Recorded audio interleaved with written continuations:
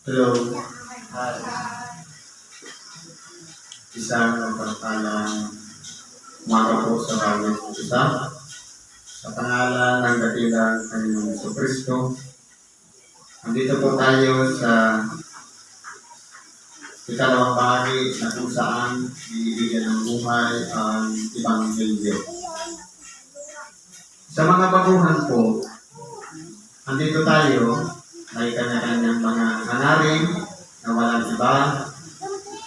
Kumbaga ang sadya natin magpakamot, magpatulong.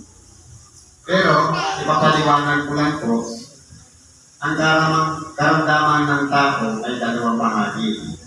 Una, spiritual, ikalawa, physical. Ngayon, talakayin muna natin yung physical. Sabi ng ating dakilang Panginoon, ang tao nabubuhay hindi sa pinakailangan, kundi sa bawat salitang lumalabas sa bibig ng Diyos. Ipalagay natin sa pagkain. Kumakain tayo, pinapasok sa bibig, ninunguya, niluluno, pasok sa tiyan. Kapag tayo, di ba may ginagawa tayo agahan, snack, tanghalian, merienda, hapunan, may midnight snack pa. Ilagay lang natin sa tatlo. Agahan, tanghalian, hapunan. Pag na-miss mo yung agahan, ibig sabihin, magkakaroon ng problema ang iyong digestive system. Dahil, kinakailangan niyang lagyan dahil natulog ka ng gabi, matagal na panahon, inubos na yung laman ng tiyan, tapos hindi mo nilagyan sa umaga. Kaya, yun na yung pasma. Kaya nagkakaroon ng karamdamang pisikal. Lipas ng gutom, acid, at kung ano-ano pang nandyan sa ating katawan. Yun po yun, hindi nagaganap ng oras o takdang pagkain. Ngayon, sabi ng ating dakilang, hindi lamang sa pinapay, kundi sa bawat salitang lumalabas sa bibig ng Diyos. Ibig sabihin, kinakailangan din natin pumunta sa mga simbahan para makinig ng Ebanghelyo.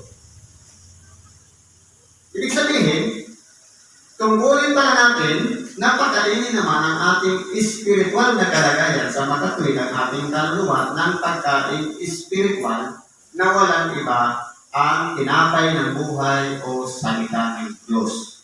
Kapag tinanggap natin yan, sabi nga, hanapin muna ninyo ang kanyang kaharian at ang kanyang katwiran at ang lahat ng bagay ay pawang idaragdag sa iyo. Kaya kung masakit ang ulo mo, hindi naman siya konektado sa digestive system.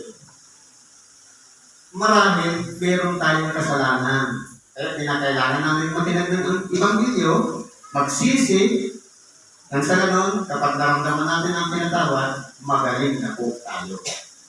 Kasi po, karamdamang spiritual ang ginagamot dito. Yung physical, kung nga pa rin ang pagkakasala kasi pinabayaan natin malitasan ng gutom. Alam na natin pagod tayo, naligo tayo. Kaya sa nagkakasala, meron talagang kaakibat yan na karamdaman. Kaya lumapit tayo sa Diyos, siya lang po ang dakilang manggagamot. Ngayon po, may sitas dito sa Lucas, size 37 hanggang 42. Sabi dito, at huwag kayong magsihapon at hindi kayo hahatulan. At huwag kayong magparusa at hindi kayo parusahan. Magpalaya kayo at kayo'y palalalay. Ano po ba ang paghatol? Ibig sabihin, in summary, pag sinabi kasi don't judge, ibig sabihin, naging hukom. Halimbawa, may nakita tayo isang tao na magnanakaw. Huwag natin i-finalize na siya habang buhay na siya magnanakaw. Huwag natin hatulan na magnanakaw na talaga siya. Ibig sabihin, meron pa dapat chance na magsisi at magbago ang tao. Halimbawa naman sa chismusa, o kung ano-ano mapalibag na mga wala namang pinagbabasihan ng mga kwento. Ibig sabihin, huwag natin siya hatulan na gano'n na siya. Nasasabihin ng puso ngayon, Marites, hindi. may chance pa na magbago ang tao na yun. Sabi ng ating kaginapan, huwag tayong humatol. Ibig sabihin, kinakailangan natin ipanalangin na lang natin yung mga tao na nakikita natin mali ang ginagawa sa mali na katulad. Sabi, huwag kayong mga parusa. At kumbaga, parang dahil yan, nagkasala ka, huwag kang kumain ngayon. Parang sa totoo lang, bumabalik ko kasi yan. Sino naman ang magsasabi? Halimbawa sa magulang. Dahil nagmatigas ang ulo ng anak, hindi mo na pakakainin. Para disiplina. Ang totoo po niya, pag nagkasakit yan, magulang pa rin ang mahihirapan. E paano kung natuntay? Hindi ba sino mababantay? Di magulang din. Kaya sabi, huwag kayong mga parusa. Sampulan ko yan. Sabi pa dito, mga kalaya kayo at kayo'y palalayain. Anong klaseng kalayaan ang ibibigay natin? Kinakailangan mas maigi yung libre tayo sa lahat. Na hindi tayo sinisiin ng sarili natin, kundi malaya natin nagagawa, lalong-lalo na yung mga kabutihan sa kapwa. Sabi dito, mga bigay kayo at kayo'y bibigyan. Ibig sabihin, anong bagay na ginawa natin, na hawak natin at ibibigay natin sa kapwa, wala na tayong pakialam kung anong gawin niya. Antayin na lang natin yung tamang panahon din na mayroon din tayong tatanggapin. Sa ibang paraan, ganun po yung, kaya, at kayo'y bibigyan. Meron naman ibang taong gagamitin yung para ikaw bigyan. May parang ganito. Pwede yung pagpapala, pwede ilayo ka sa mga karamdaman. Bigay na po yun. Sabi nito, ano ibibigay? Kayo'y ibigyan, takal na mabuti, tik-tik, lik-lik at umaapaw ay ibibigay sa inyong kanyo sapagkat sa panukat na inyong isukat ay doon kayo muling susupatin. Ibig sabihin po pala, ano mang bagay na ginawa natin sa kapwa, kung limitado lang yung bigay natin at hindi natin itinudo, ang biyaya na tatanggapin natin, ganun din. Kaya, kung ano ang panukat na ginamit natin, kung 40 yan, o sa liquid, kung ml yan, kung gaano man ang ginawa natin sa kapwa, babalik yan, sakto lang doon. Liligligin nga lang. Pero ang Diyos, gustong sakta, liglig at umaapaw pagbigay. Hindi pa sa inaasahan natin. Kaya kung titingnan po natin dito, kinakailangan tayong maging mabuting tao sa ating kapwa. Sabi dito, sinabi na niya sa kanilang isang talinhaga, mangilang bagang umakay ang bulag sa bulag, di ba ka sila mga bubulit kapwa sa hukay? Ano bang ibig sabihin ng bulag? Pag sinabing bulag, yung nakikita niya na, pero para siyang walang nakita. Napapansin niya na, pero parang wala siyang napansin. Saan ba yan? Sa sarili. Kaya kung titingnan natin dito, kapag ang sarili ang naging bulag, hindi po siya makakaatay ng isa pang hindi rin nakikita ang sarili niya. Dahil bulag na ang umatay sa bulag. Ibig sabihin, ang titingnan natin sarili, hindi yung kapwa. Kung tayo ba ay dilat o bulag. Kasi ang aatay dapat dilat. Pero kung nakapikit at bulag, ibig sabihin, hindi siya makakaatay ng kapwa rin bulag. Yun pong ibig sabihin niya dito. Hindi higit ang alagad sa kanyang guro. Datapwat, ang bawat isa, pagka naging sakdal, ay naging katulad ng kanyang guro. Ibig sabihin, ganito po yan. Ang teacher, habang buhay ang teacher.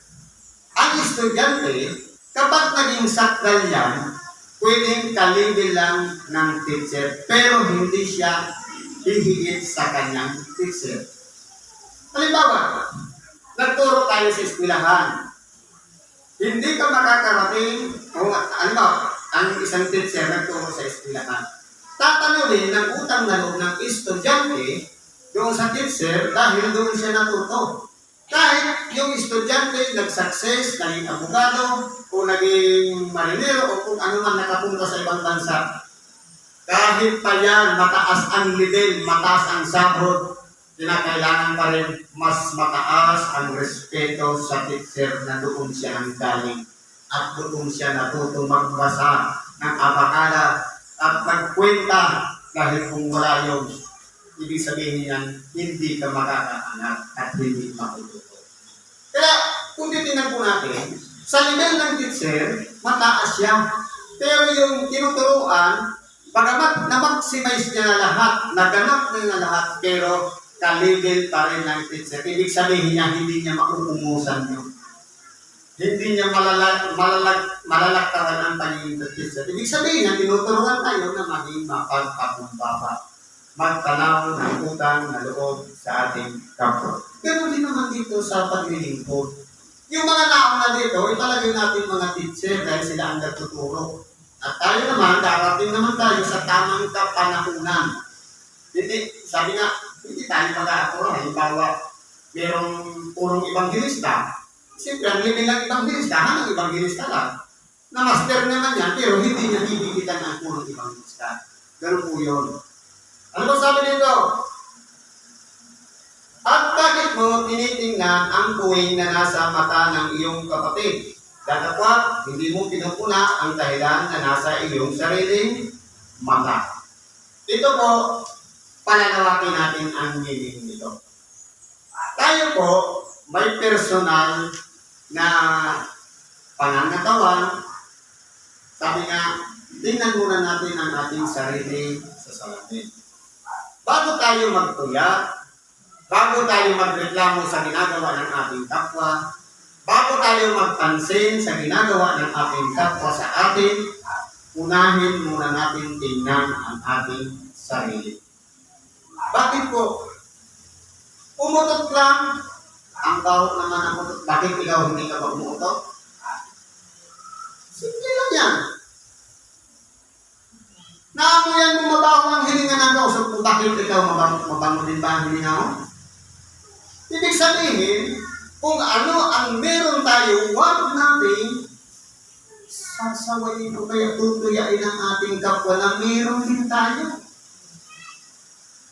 Nakatabi lang tayo sa pila, mabaho yung kilikili. Ang baho na ng kilikili, bakit ito mabaho ba ang kilikili mo? Subukan mo hindi mag-deodorant. Kaya kung titingnan po natin dito, Biblia na ang nagsasabi na ituring natin ang kapag gaano man siya, mabaho man siya, marumi man siya, kapatid pa rin natin yan.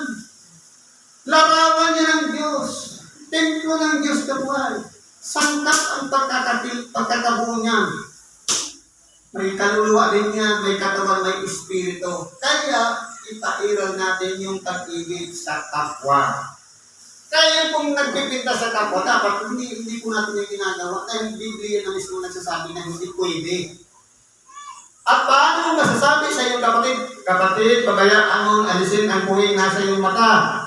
Hindi mo nakikita ang dahilan na nasa iyong sariling mata. Ikaw na mapagpaimbabaw.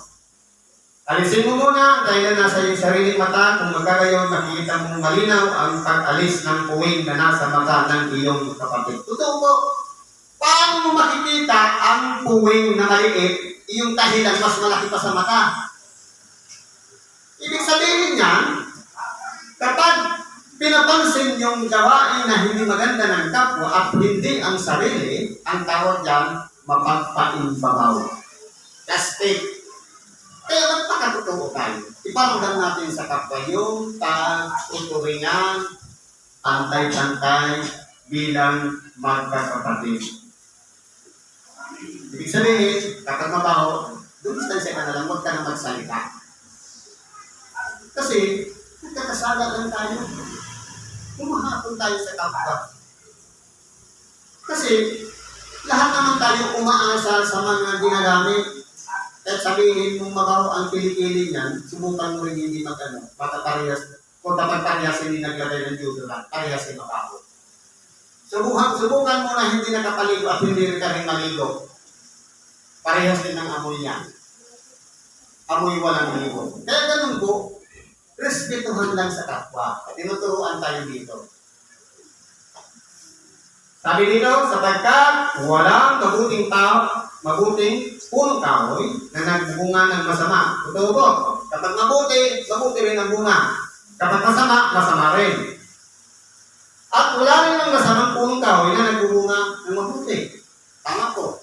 Kaya kung ano yung puno, siyang bunga. Ngayon, ilalagay natin ang ating sarili tayo yung puno. Halimbawa, dalawang tao. Ang sabi ng isa, siyang masamang punong tao. Ang sabi ng isa, siya yung mabuting punong tao.